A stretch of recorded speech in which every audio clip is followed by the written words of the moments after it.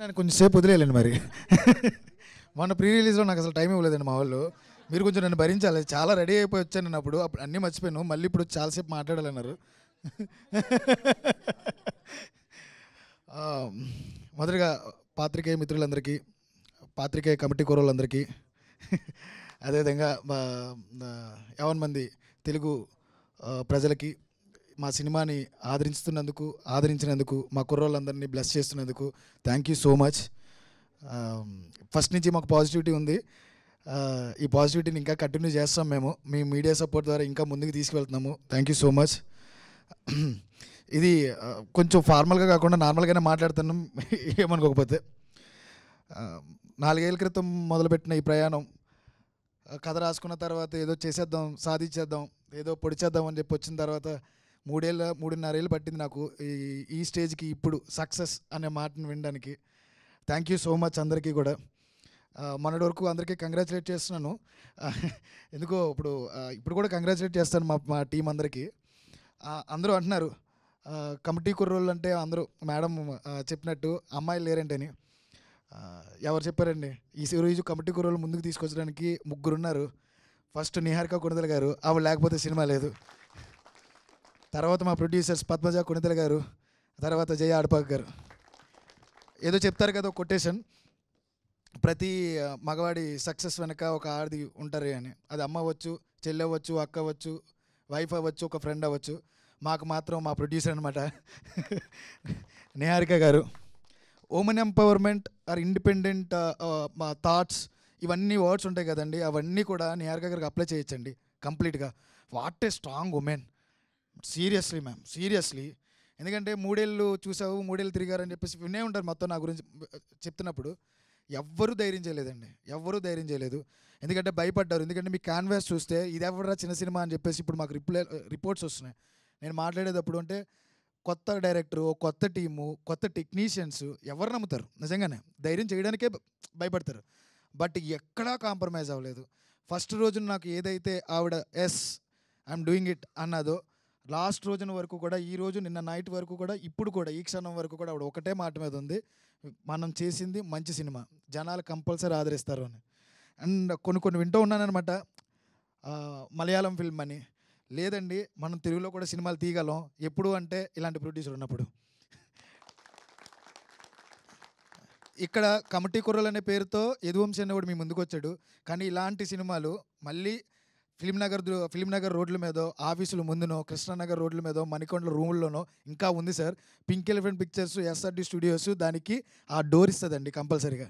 దాన్ని నేను బలంగా నమ్ముతున్నాను.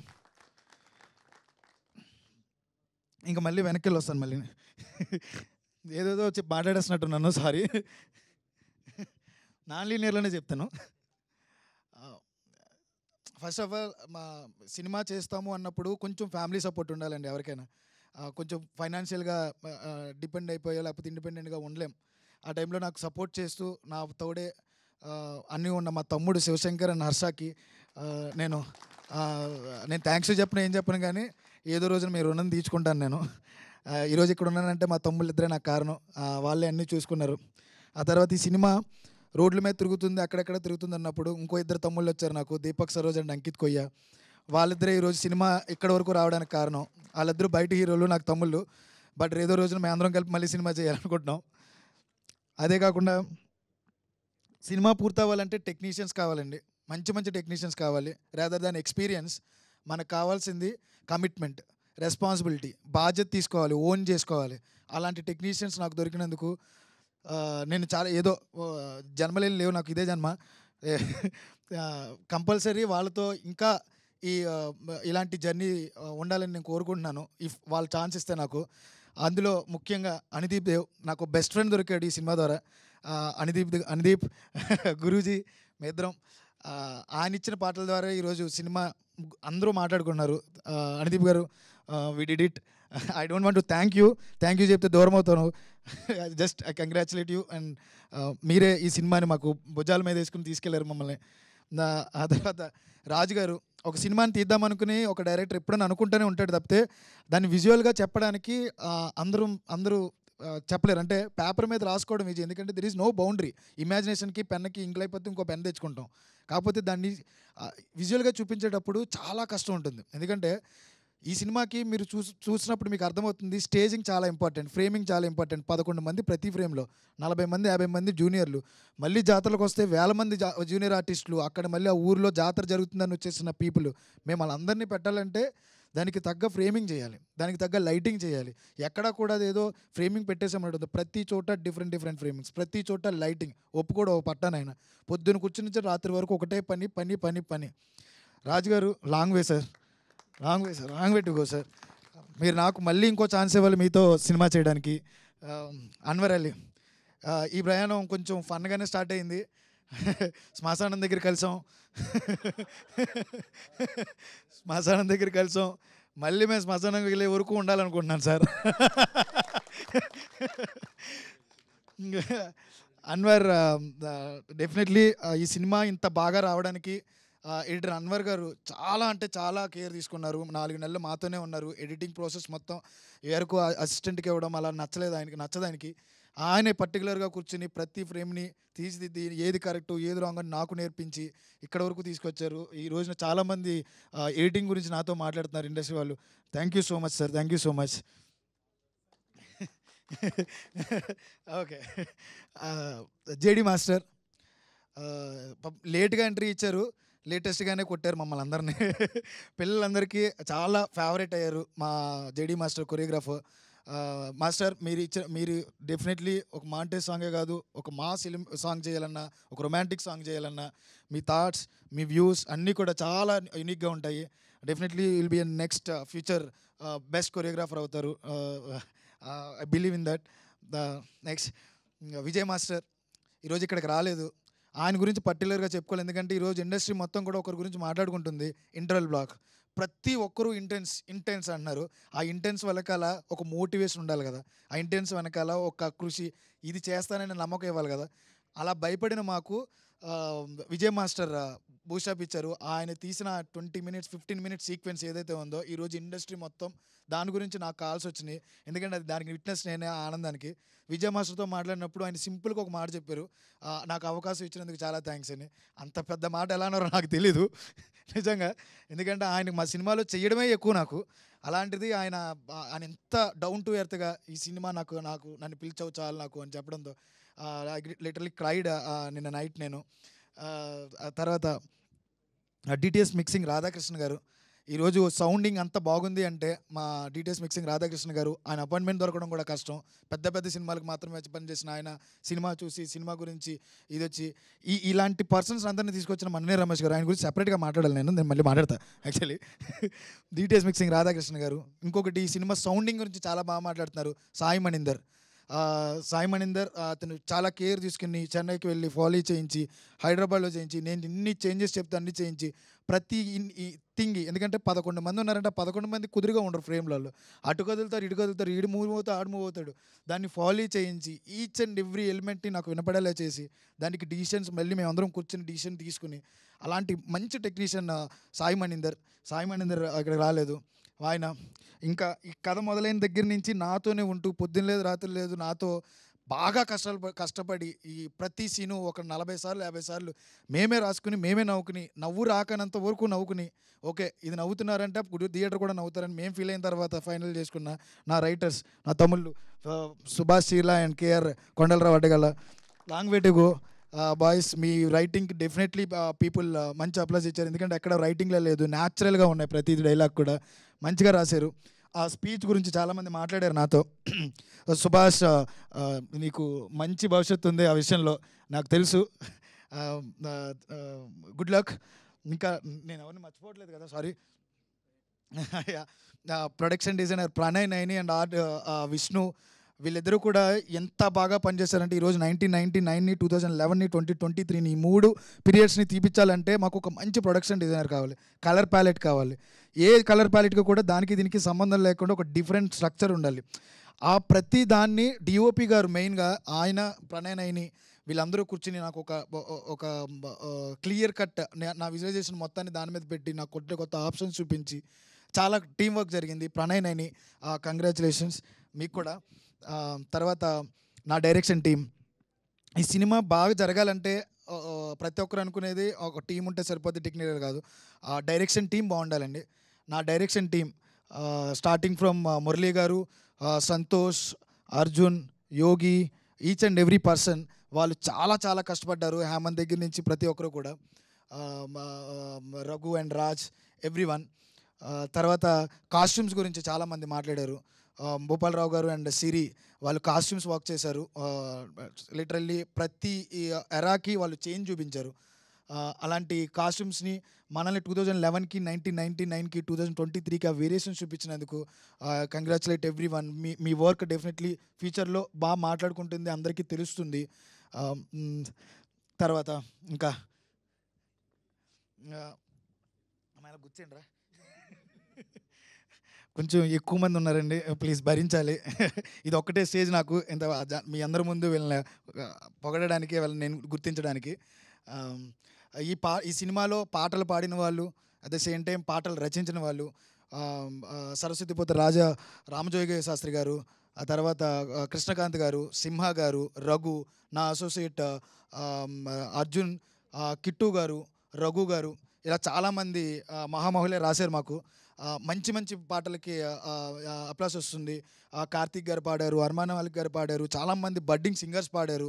టాలెంట్ని అనుదీప్ గారు చాలా బాగా గుర్తించి చాలా మంచి మంచి సింగర్స్కి అవకాశం ఇచ్చారు. 11 మంది 12 సాంగ్స్కి.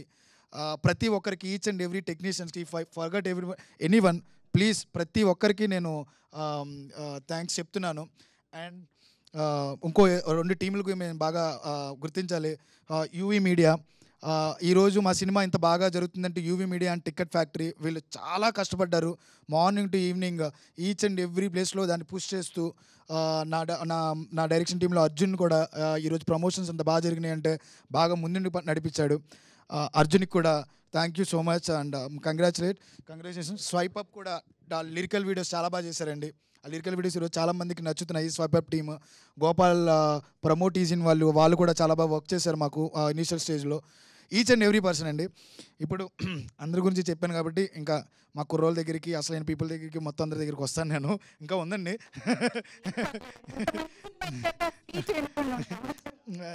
చాలామంది ఉన్నారండి, ఏం చెప్పాలి, పర్లేదు, టేక్ యువర్ టైం. సెటిల్ అవుతే అవ్వండి, పర్లేదు. సో ఎక్కడున్నాను, ఫస్ట్ నుంచి మొదలు పెట్టినా. ఓకే, ఈరోజున ఎవరైనా ఫోన్ చేస్తుంటే ఆ 11 మంది ఏం చేశారా బాబు, ఏం చేశారా బాబు అంటుంటే ఆనందం నాకు మాటల్లో చెప్పలేనండి అసలు. నేను బాబా నిజంగా ప్రతి ఒక్కడు ఒక్కొక్క క్యారెక్టర్ గురించి మాట్లాడుతుంటే ఒక డైరెక్టర్గా నాకు ఎంత ఆనందంగా ఉందంటే, ప్రతి ఎలిమెంట్ని, ప్రతి పాయింట్ని తీసుకొచ్చి వాళ్ళు గుర్తిస్తున్నారు.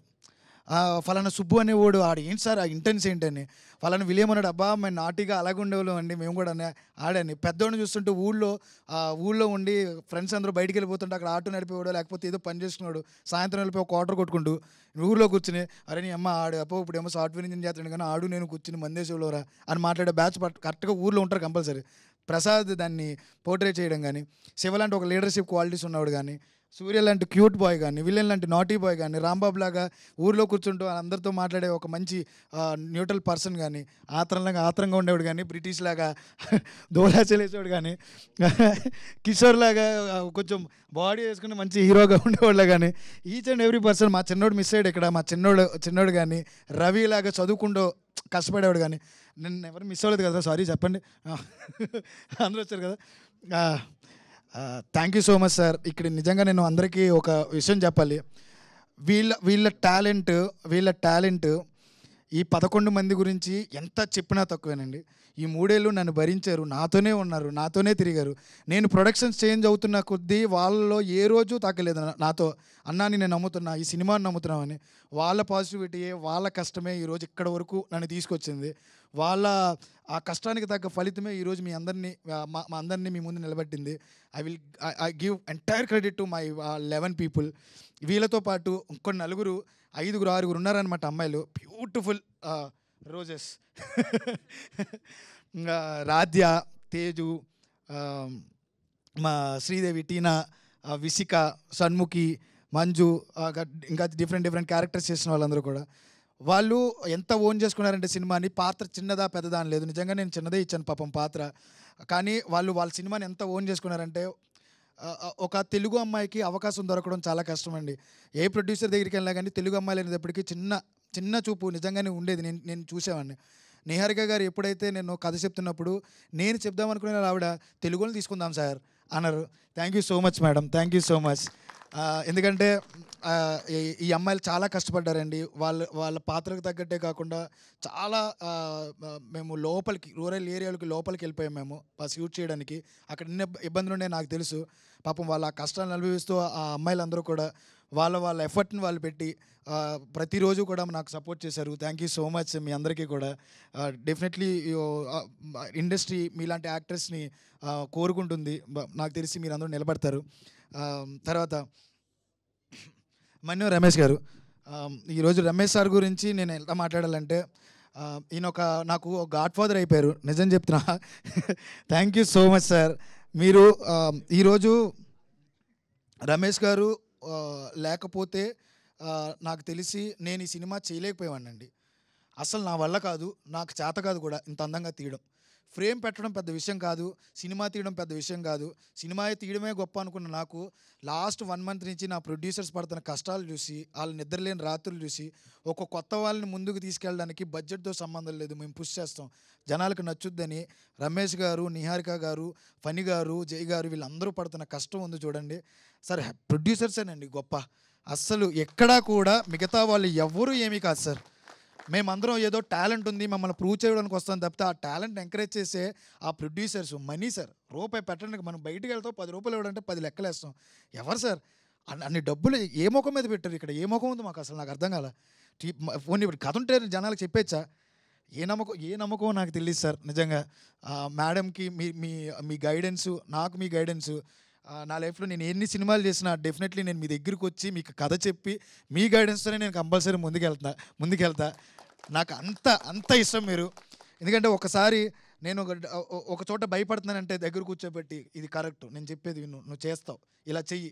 మా విజయ్ మాస్టర్ నీకు రాకపోతే మనం ఈ సీన్ మనం పుల్ ఆఫ్ చేయలేమని విజయ్ మాస్టర్ని నేను టెక్నీషియన్స్ అమ్మో నా వల్ల కాదు, నేను నా వాళ్ళతోనే పనిచేస్తానంటే ఒకసారి కోపం పడినా కానీ రెండోసారి కూర్చుని ఆయన ఆలోచించి ఇంకో మాట లేకుండా డైరెక్టర్ గారు కావాలన్నారు అదే ఇవ్వండి అని చెప్పి నా టీంకి, నా మేనేజర్స్కి అందరికీ చెప్పి ఏది కావాలంటే అది నా సెట్లో ఏ రోజు నన్ను ఇబ్బంది పెట్టలే.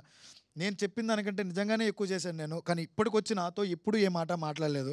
ఆయనే బాధపడ్డారు, ఆయనే కష్టపడ్డారు. ఆయనే ఈరోజు సినిమాకి అక్కడ వరకు వచ్చిన తర్వాత నాకు ఎక్కడ ఎమోషన్ రాలేదు. కానీ మన్యం రమేష్ గారి పేరు నేను సినిమాలో చూసినప్పుడు ఒక బ్లాక్ మీద నాకు చాలా ఆనందం వేసింది సార్. నాకు ఎందుకో తెలీదు, అది ఎందుకో నాకు తెలీదు. ఎందుకంటే ఒక సినిమా చేసేటప్పుడు ఎన్నో ప్లాన్స్ చేసేసుకుంటాం, అలా చేసేద్దాం ఇలా చేసేద్దామని. బట్ ఎగ్జిక్యూషన్ లేకపోతే తీసండి మొత్తం అంతా. అక్కడ ఏం కావాలి, ఎంతవరకు ఖర్చు పెట్టాలి, ఎంత రూపాయి పెట్టాలి, దానివల్ల మనకు ఉపయోగం ఏంటి. నేను లేకుండా కథ చెప్పిన ఏకైక వ్యక్తి అండి రమేష్ గారు ఒక్కరే. నాకు తెలిసి నేను కథ చెప్పడం గొప్పగా చెప్తానని అందరూ అంటారు.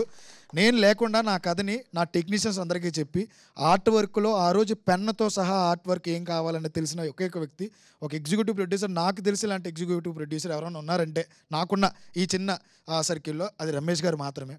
రమేష్ గారు మీ ఈ సపోర్టు, ఈ సహాయం నాకు లైఫ్ లాంగ్ ఉండాలని కోరుకుంటున్నాను sir. Thank you so much. Thank you. ఇది నా వల్ల కాదు సార్ ఇంకా అది చెప్పడం. అది అంకిత్ వచ్చాడు ఇక్కడికి. మచా అరే ఎక్కడున్నారా? ఎలా పైకి రారా, పైకి రా.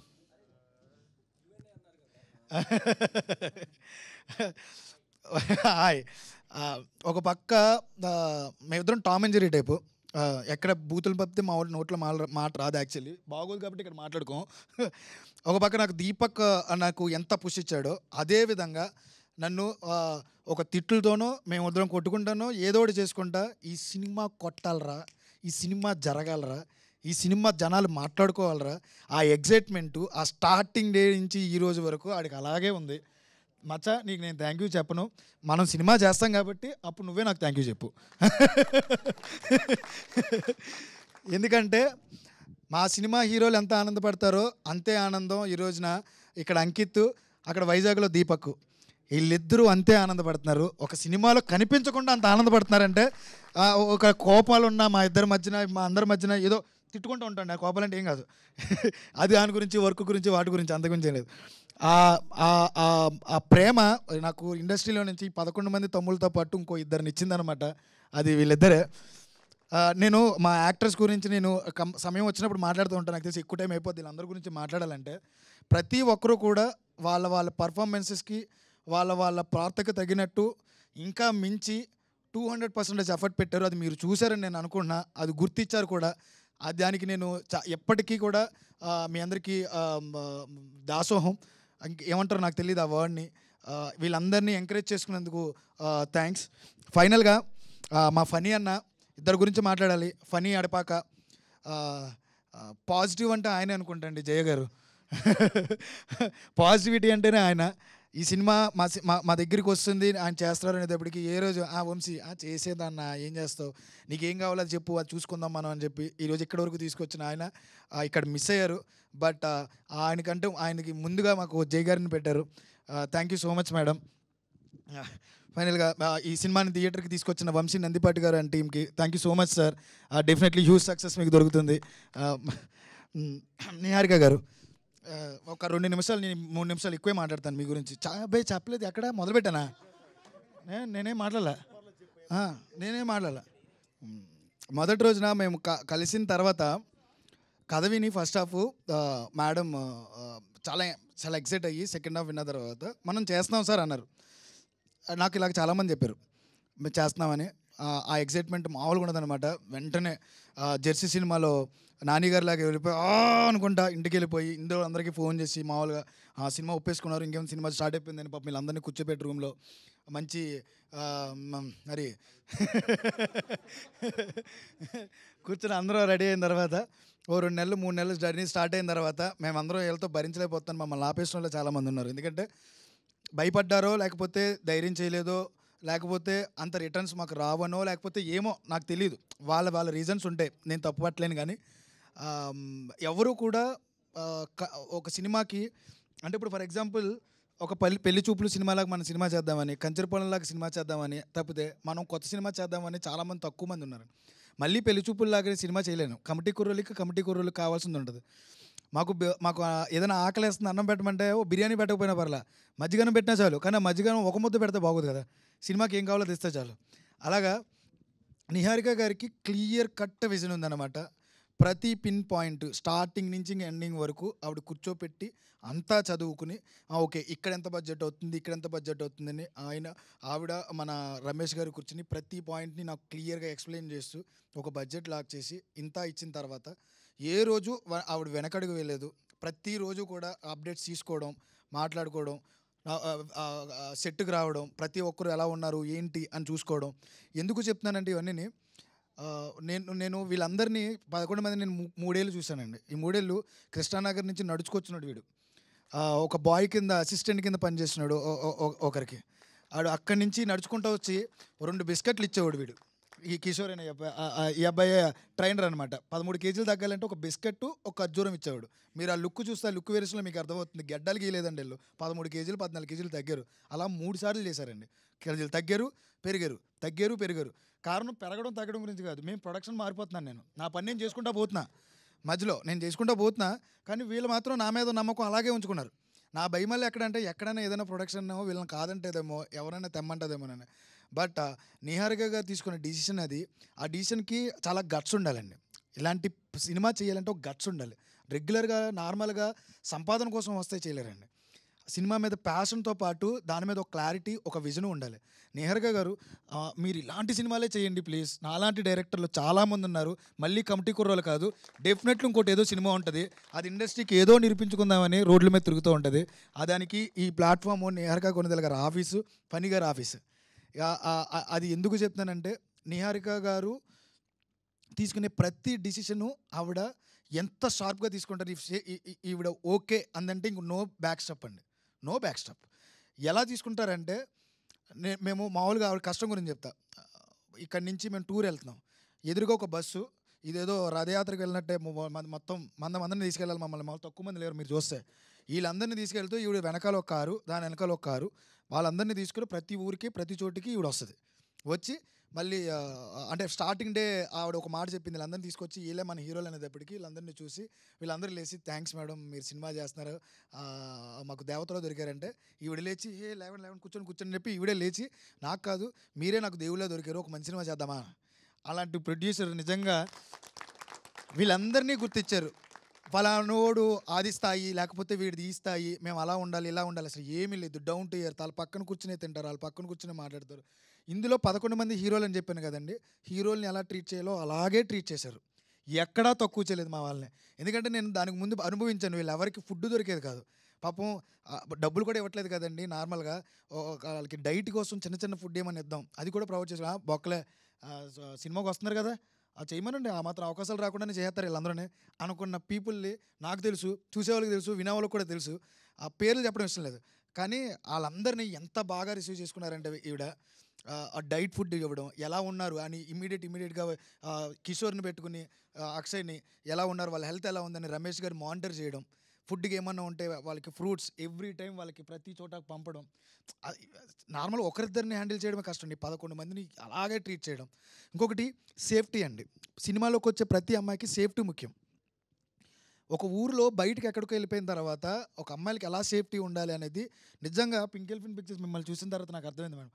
వాళ్ళని ఎంత సేఫ్టీగా చూసుకున్నారంటే, ఎంత క్లియర్గా వాళ్ళందరినీ ఒక చోట పెట్టడం, తీసుకొచ్చేటప్పుడు కానీ వీళ్ళకి మా కుర్రలు వెళ్ళడం, వాళ్ళ వెనకాల మళ్ళీ బాయ్స్ వెళ్ళడం. ఎందుకంటే ఊర్లో సినిమా చేస్తున్నామంటే ఏ విధంగా ఉండేది. ఆవిడ ప్రతిసారి మాకు కాల్ చేసి అంతా ఓకేనా, వాళ్ళందరూ సేఫ్గా ఉన్నారా, ఇంకేమైనా ప్రాబ్లమ్స్ ఉన్నాయా, ఇవి తెలుసుకోవడం.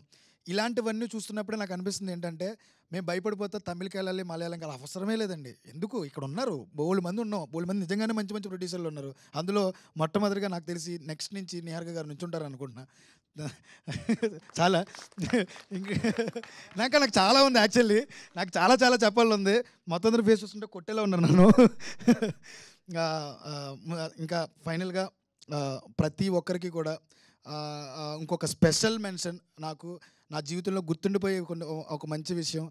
కల్కి రాజా గారు అనే ద్వారా నేను నాగబాబు గారిని, నిహారిక గారి ద్వారా నాగబాబు గారిని కలిశాను. నాగబాబు గారిని కలిసి 2 గంటలు అనుకున్న నేరేషన్ 5 గంటలు మేమిద్దరం కూర్చొని మాట్లాడుకున్నాం. అది నా లైఫ్లో మర్చిపోలేని మూమెంట్ అది. Thank you so much madam. నా వెనకలో శక్తి ఉంటుందంటారు కదా, శక్తి ఎవరో కాదు, నాగబాబు గారు. ఈరోజు నాకు ఏం కావాలంటే అది వచ్చింది, ఏం జరిగితే జరిగింది అంటే ఎలా తీయగలిగానంటే ఆ బూస్టింగ్, ఆ పాజిటివిటీ నాగబాబు గారే. ఆ తర్వాత నా ప్రతి ఒక్కరికి సినిమా ఇండస్ట్రీకి రావడానికి ఒక్కరు ఒక ఇన్స్పిరేషన్ అవుతారు, చిరంజీవి గారు. చిరంజీవి గారు నోట నా పేరు వచ్చింది. ఈ జన్మకి ఇది చాలనుకుంటున్నాను నేను. అంటే ఆయన చూసి చాలా బాగా తీసాడు, ఎవరి అబ్బాయి అంటే మేడం చాలా ప్రౌడ్గా చెప్పారని చెప్పేసి నాతో అన్నారు. అది వంశీ అని చెప్పేసి పేరు చెప్పారని, అదొక్కటి చాలా అనిపించింది నాకు. ఈ సినిమాకి నేను నిజంగానే సక్సెస్ పొందాను. ఈరోజు ప్రతి ఒక్కరు కూడా చాలా ఎమోషనల్ ఫీల్ అవుతున్నారు, వాళ్ళ ఫ్రెండ్స్ని గుర్తు తెచ్చుకుంటున్నారు, ఫ్రెండ్షిప్ గుర్తొస్తుంది, ఊరు గుర్తొస్తుంది, మా చిన్నతనం గుర్తొస్తుంది, నాకు ఎమోషనల్గా కాల్స్ వస్తున్నాయి. నిజంగానే నేను సక్సెస్ పొందాను అనుకుంటున్నాను. Thank you so much everyone. మాకు ఇంత సక్సెస్ ఇచ్చినందుకు, మాకు ఇంత నేమ్ ఇచ్చినందుకు, మా ప్రతి ఒక్క కుర్రోడికి కూడా congratulations. You deserve more and more and more. రేపొద్దున మీరు అందరూ ఆర్టిస్టులు అవుతారు. ఇంకొక విషయం, వీళ్ళందరూ హీరోలు మాత్రమే కాదండి, నెంబర్ 1 పర్ఫార్మర్స్. మీరు చూశారు, మీరు విట్నెస్ చేశారు. వీళ్ళు ప్రతి ఒక్కరు కూడా నెక్స్ట్ కనబడే ప్రతి సినిమాలో ఒక్కడైనా ఉంటాడని అనుకుంటున్నాను నేను. అలాంటి మంచి మంచి పాత్రలు చేస్తూ ముందుకెళ్ళాలని అమ్మాయిలు కూడా. మీ అందరికీ congratulations. Thank you so much అండి.